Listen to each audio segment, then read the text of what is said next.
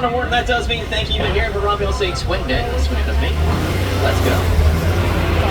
Well, Jumbo friends, my name is Noah. I'll be your safari guide today at the Harambe Wildlife Reserve. And as you please remain seated, keep your hands, arms, feet, and legs inside the truck at all times. Right above you is that animal spotting guide. Helps you identify something else you might see today. So we'll keep our eyes peeled, see what we can spot. I cannot guarantee to see everything. We usually have some pretty good luck though, so over here we will test that luck and see what we can find.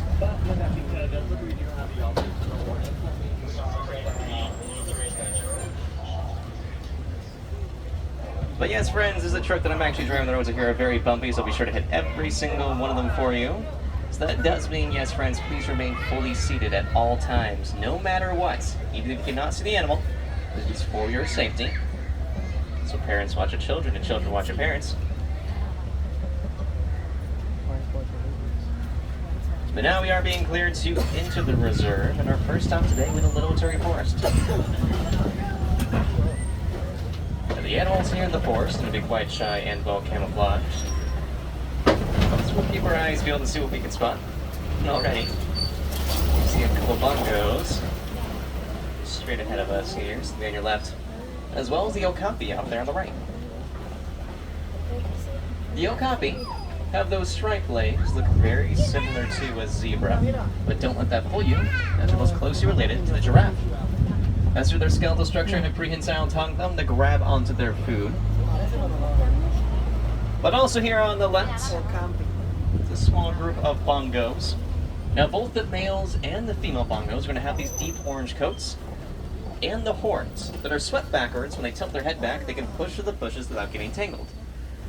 They're also nicknamed the ghosts of the forest, about how well they can hide in those shadows. Down by the water here on the left, though, there's a black and white bird, and there's a saddle-billed stork. Let's name that, of course, for that yellow saddle-like structure on top of their bill, of which they will rattle and clack together to communicate, as they do not have an official bird call. They reach close to 5 feet tall, with a wingspan of close to 7 to 9 feet long, which is almost as wide as the canopy right above your heads.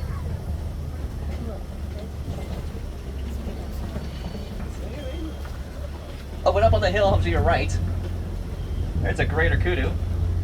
It's a different antelope species here. Now these greater kudu, only the males are going to have horns that are corkscrew and sprawled upward. These 3 females do not have any, but they are one of the largest antelope species. At the shoulder, they can reach heights of close to 55 inches tall. Now unfortunately, we don't have any males on the reserve, but on the spotting guide above you in either corner, you can see that greater kudu with more corkscrew sprawling horn. Oh, but lying down back there on the left, there is a black rhinoceros. Now that black rhino, kind of hard to see from this angle, they have a very special pointed and prehensile upper lip, which also allows them to grab on their food as they're browsers. Grab on the branches and bushes, even high up above them. So they hit around that forested area. I think it went close to 3,000 pounds.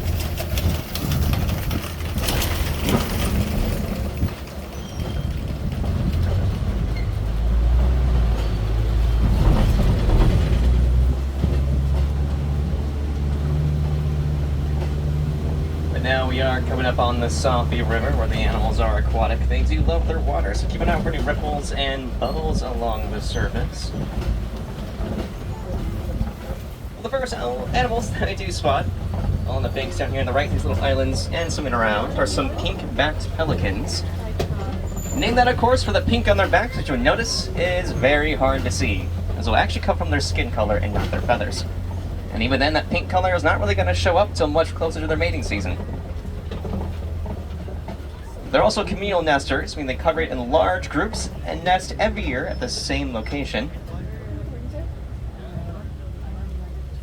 Oh, but over here on the left, underneath the surface of the Safi River here, it's going away from us around the bends. There's a little shadow. Don't know if I'm going to spot with this guardrail could be in the way. There's a now hippopotamus swimming on the water here. Now, I say swimming, but despite that, they can and do swim. They'd rather walk along the riverbed instead, as this one was demonstrating. I don't know if you're going to be able to spot it. It might be way too close to the truck.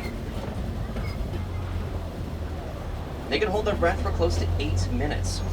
Oh yeah, there's a couple of them here. kind of hard to see.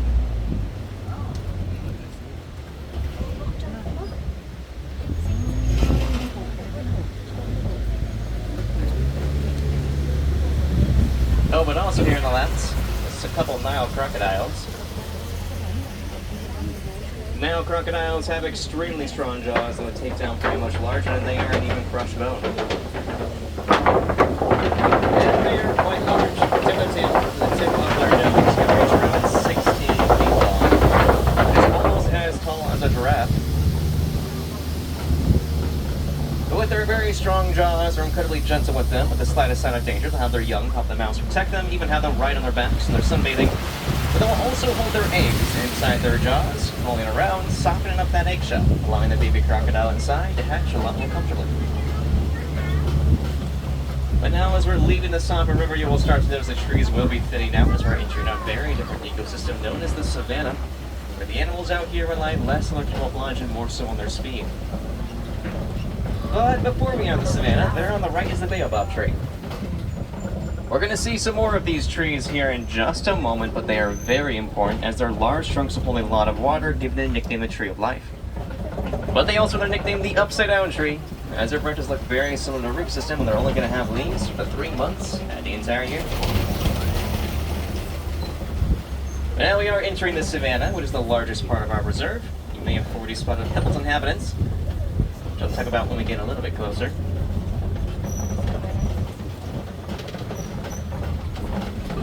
As greeting us, the savanna, across the way there on the right, be some Maasai giraffe, and some wildebeest across in front of us. And now a group of giraffe is called a tower. And this tower of Maasai giraffe can be identified with a very rough and jagged spots, and more of a serrated, messier look to them, which you'll see when we're much closer to them. Unlike the reticulated giraffes, very clean-lined and geometric spotted pattern.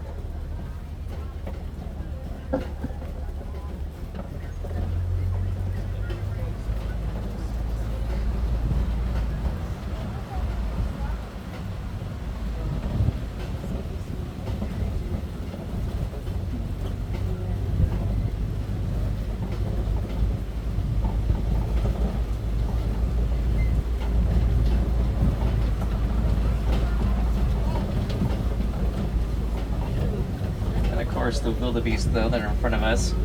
Oh, in the corner off to your left, though, back against the trees, there are 3 sable antelope lying down.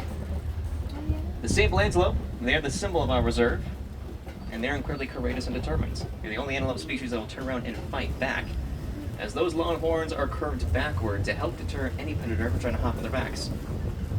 Unlike the wildebeest here, though, as whenever they are bored, they can start running in as little as 15 minutes. This is needed that they keep up the rest of the migrating herd as they migrate to follow the rainy season. And these wildebeest migrations, they're very, very large. They've been seen to have over 1.5 million individuals. All the dust they have picked up while migrating has been seen by the International Space Station. Then this tower of Maasai giraffe that we spotted earlier. Now, if you look at their heads, you'll notice it's very similar to the okapi that we spotted earlier, as they are related. The male okapi will have these ossicones, which are those 2 little nubs of horns on top of the giraffes, while the males and female giraffes will have these ossicones. They're primarily used mainly for sparring between the males. They also have that prehensile tongue, so the okapi do. The giraffe's tongue is much longer, about 18 inches long. Covered in mucus, a dark purple, almost black color. It helps make sure that their tongue does not become sunburned, as they are constantly using them.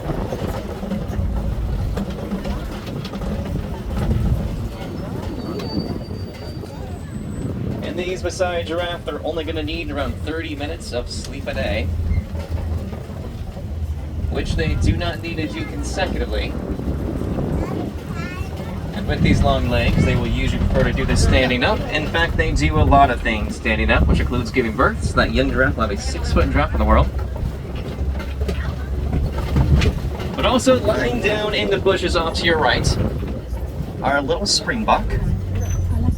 And the springbok get their name, but they sprint up in the air, height of 6 feet, even forward through the air, look at 13 feet.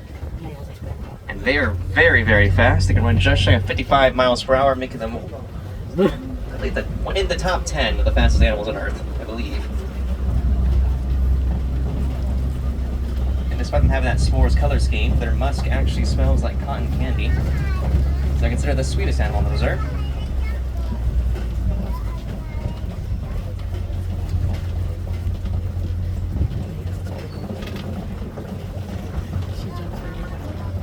Now, wildebeest have also been known to lie down in rows or even in groups facing different directions. And they give a nice 360 view around them, giving out for new poachers, or actually any threats or predators are trying to sneak up on them.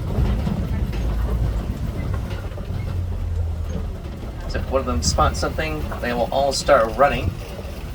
And as a group of wildebeest is called a confusion, they all start running. They become tunnel vision and pay attention to nothing else with the thought of just run. Oh, there on the right, though, there's an African elephant. That's a male. You can tell actually by their foreheads. Males have very smooth back foreheads, as you can see here. While females very prominent, pointed foreheads. So if you spot any females, I'll point it out to you. Here, let me pull through the trees. Face-to-face looking in here. But African elephants, they are matriarchal. That means there's going to be an alpha female that will lead the group. She knows the best watering holes, sleeping spots, and eating locations are. Whereas the males only stay with the herds about 13 years of age. They head up on their own, get kicked out, or join an all-male herd known as a bachelor herd. The second clue I had, there's a male that he's all by himself.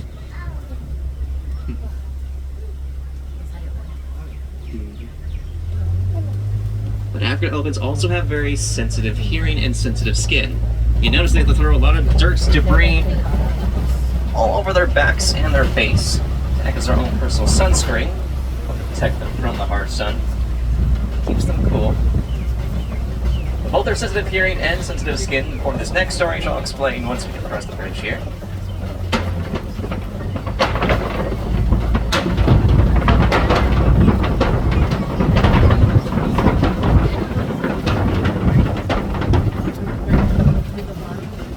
Now, researchers here at Disney also discovered that the African elephant does not like the sound of bees. They took this information over to farmers in Kenya who are having a lot of trouble trying to keep the elephants off of their farmlands, as regular fences were not working. But now that information, those farmers are trying to put up beehive fences. That way the elephants do decide to ignore that buzzing sound with their sensitive hearing and run into that beehive fence, it'll anger the hive. Since they also have that sensitive skin, it's only going to take that one sting. They will never forget it. They will change course and try and find a much more preferred route, teaching that sound to their young, even changing migration patterns if they need to. But it will also allow those farmers to sell the honey that the bees produce at their markets. It's also incredibly beneficial to have those pollinators right next to their farmland and crops. Most importantly, it'll keep both the African elephant and the farmers safe, as it will reduce the number of confrontations between the two of them.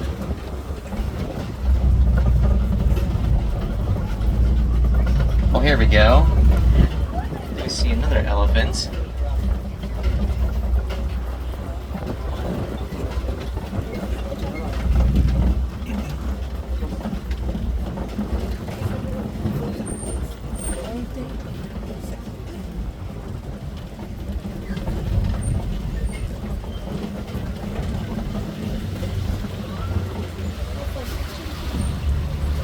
African elephants, their ears are very similar in shape to the continent of Africa. They can flap them against their body, cooling down their body temperature by a whole 15 degrees. Now there's a whole family group here, so there's another one walking out.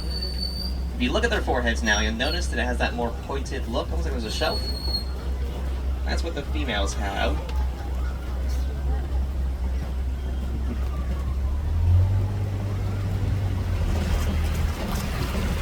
But also in the bins here are these greater flamingos.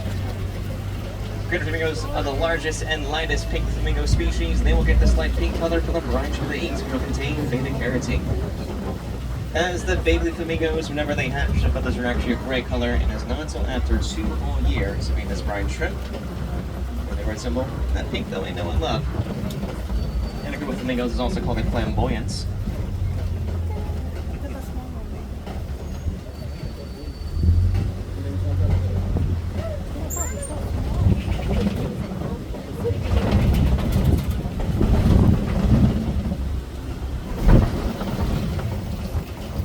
Now, a lot of other animals don't have the luxury that the elephants do, with the larger ears to help cool themselves off with. So instead, they rely on a mud wallow, one here on the left. Either create one or try and find one. And roll around in it. Keep them nice and cool, but it also protects them from the sun. Try and spot what made this mud wallow.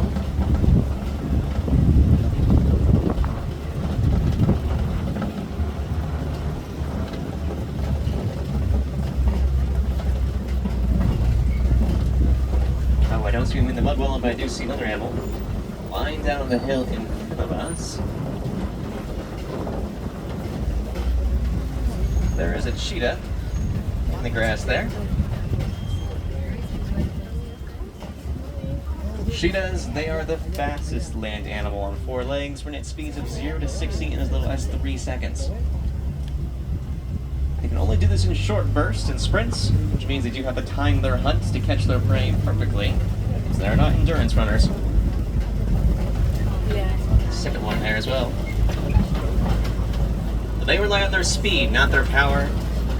As compared to other predators, they're not very strong, making them a daytime hunter, but they can reduce the competition from much stronger nighttime predators. Which, if we're lucky, we might be able to spot. In front of us here, gonna be some Kobe rocks. Now, Kobe rocks translate to islands of stone as they jut out in the middle of savannah, providing excellent shade, protection, and an overlook that lions do usually like to hang out around. Now we'll keep our eyes peeled. See if we can spot any lions, but it is just past midday roughly. But they might surprise us. Oh, I do see some white rhinoceros though in the clearing to your right here. We'll get a closer look at them here, but a group of rhinos is called a crash, as they have terrible eyesight. But they make it with some excellent hearing, which I've noticed they have these cone-shaped ears that go in all directions.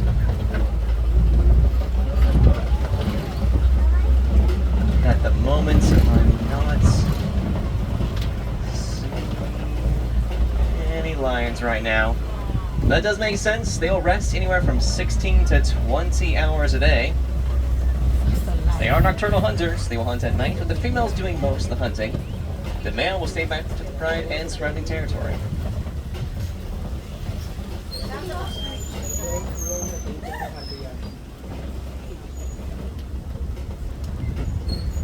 Ostrich walking around in front of us here on the left. So with the ostrich here in a moment, we're getting back to these white rhinoceros here on the right. Now the name the white rhinoceros comes from a mispronounced Swahili word known as vite, which means wide. As unlike the black rhino's very pointed and prehensile upper lip, the white rhino's upper lip is flat and wide, which you can see is perfect for the grass they graze on the ground. But they are also much larger than the black rhinos. The black rhino can be around 3,000 pounds, the white rhino will weigh close to 5,000 pounds. And of course the ostrich here, the largest flightless bird on the planet, reaching heights of close to 9 feet tall. They run almost 45 miles an hour and have a stride over 16 feet long. And that is a female. It's got more light brown and light gray colored feathers, with the male's dark brown and almost black colored feathers. Oh, lying down there on the left though, 3 big hairy rocks. There are some warthogs, much closer to us there. Warthogs, one of the largest burrowing species of animal. Actually going to back up into their burrows, meaning instead of sticking their head in and say hello, they can charge right out to protect their home. And they use their large tusks and their hooves to dig into the ground quite effectively, actually.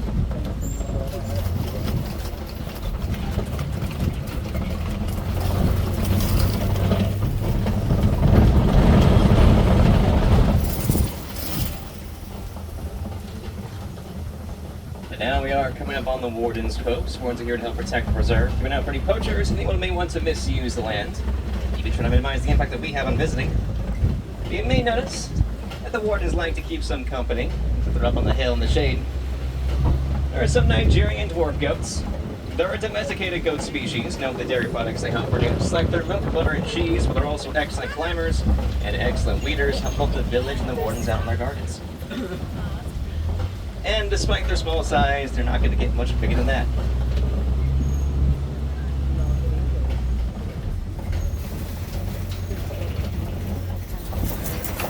Now we are on the road heading back to the village.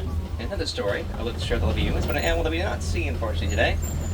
Disney has a program known as the Zebra Conservation Program. They noticed that pregnant zebras require a lot of water. As they were wandering across farmland, destroying those crops, as their habitat was being taken away. So to help protect both the farmers' crops and those pregnant zebras, Disney has partnered with some nonprofits to try and purchase designated farmland, or even designated land, protected land, for those pregnant zebras.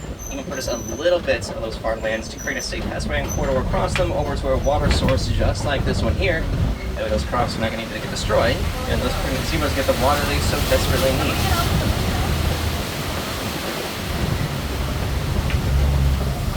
But now, my friends, in the corner here, there are 2 unload docks. We're not going to get off here. We're actually going to get off right where I picked you all up. So stick with me for just a little bit longer.